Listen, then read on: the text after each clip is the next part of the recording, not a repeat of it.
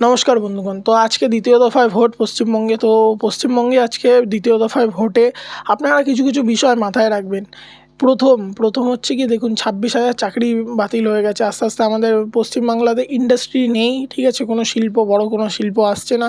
যেখানে আসামে, যেখানে টাটা সেমিকন্ডাক্টর প্ল্যান্টের জন্য ইনভেস্ট করছে, যেখানে মধ্যে নানা কোম্পানি আসামে ইনভেস্ট করছে, সেখানে পশ্চিমবঙ্গের মধ্যে কোনো কোম্পানি ইনভেস্ট করছে না। খালি এখানে কয়েক হাজার হাজার কোটি টাকা দিয়ে বিজনেস সাবমিট হচ্ছে প্রতি বছর, আমরা দেখতে পাচ্ছি। মানে বিজনেস সাবমিট হচ্ছে, কিন্তু কোনো বড় কোনো বিনিয়োগ আসছে না এখানে। খালি বিজনেস সাবমিটই হয়ে যায়, নাচ গান সব কিচ্ছু হয়, খাওয়া দাওয়া সব কিছু হয়, রাজ্যের কোটি কোটি টাকা খরচা করে বিজনেস সাবমিট হয়, কিন্তু ওভারঅল যদি আপনারা দেখেন তার কোনো ফল আমরা পাচ্ছি না, ঠিক আছে। তো এই বিষয়টা আপনারা মাথায় রাখবেন। আজকে আমরা যে চারিদিকে সোশ্যাল মিডিয়ায় ভিডিও দেখছি, যে হাজারে হাজারে পরিযায়ী শ্রমিক হচ্ছে, হাজার হাজার লাখে লাখে পরিযায়ী শ্রমিক হচ্ছে গিয়ে বাইরের থেকে আসছে।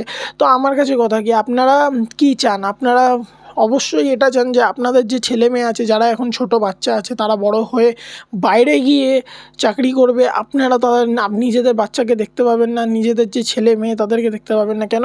এখানের মধ্যে চাকরির ব্যবস্থা নেই সেরকম। এখানে যেইটুখানিও আছে, যেইটুখানিও সল্টলেক সেক্টর 5 ওইসবতে যেইটুখানি দেখা যায়, সেখানে বলতে স্যালারি একদম কম। একটা ব্যাঙ্গালোরের তুলনায় এখানে স্যালারি প্রচুর কম। মাস গেলে 10,000 টাকা, 12,000 টাকায় আজকের ডেটে কিচ্ছু হয় না। আজকের ডেটে আপনি দেখুন যে বাইরের স্টেটেও জিনিসের যা দাম, আপনার এখানেও সেম দাম, কিন্তু সেখানে মানুষের ইনকাম 15,000 টাকা থেকে স্টার্টিং, আর আপনার এখানের মধ্যে 8,000 টাকা থেকে স্টার্টিং। 15,000 হচ্ছে কি এখানে হায়েস্ট। আর সেখানের মধ্যে আপনি যদি দেখেন বাইরের স্টেটে 20,000 15,000 দিয়ে স্টার্টিং, তারপরে যে যত ইনকাম করছে। এখানে আমাদের পশ্চিমবাংলায় কিছু নির্দিষ্ট শ্রেণীর মানুষ হচ্ছে গিয়ে কামাচ্ছে, যারা পার্টি করছে তারা সরকারি কাজ পাচ্ছে, যারা ঘুষ দিচ্ছে তারা সরকারি কাজ পাচ্ছে। তো ওভারঅল যে মেধাবী যে ছাত্ররা আছে, তারা বঞ্চিত হয়ে যাচ্ছে। শিক্ষা ব্যবস্থা মানে তলাঞ্চিতে গিয়ে ঠেকে যাচ্ছে। তার থেকে বড় কথা হচ্ছে কি, আমরা আজকে দেখলাম মুর্শিদাবাদে যেরকম হলো, যে আমি ফটোটা দিতে পারবো না, কিন্তু তার সত্ত্বেও আমি বলছি যে গ্রামের দিকে যেরকম আমরা দেখেছি মেটিয়াবুরুজ, ওইসব আমাদের কলকাতার মধ্যে মেটিয়াবুরুজ এরিয়াতে আমরা দেখেছি যে দুর্গাপুজোর সময় কীভাবে উত্তপ্ত হয়েছিল।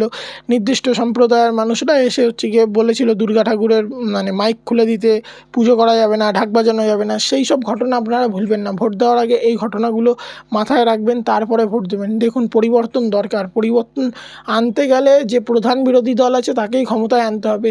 সে যদি কাজ না করে তখন আবার পরিবর্তন করে দেবেন, কিন্তু একবার চান্স দিয়ে দেখুন। আমি এইটুখানিই বলবো আপনাদের, বাকি আপনারা ভালো বুঝবেন। তো আশা করছি দেখা হচ্ছে পরে ভিডিওয়। নমস্কার।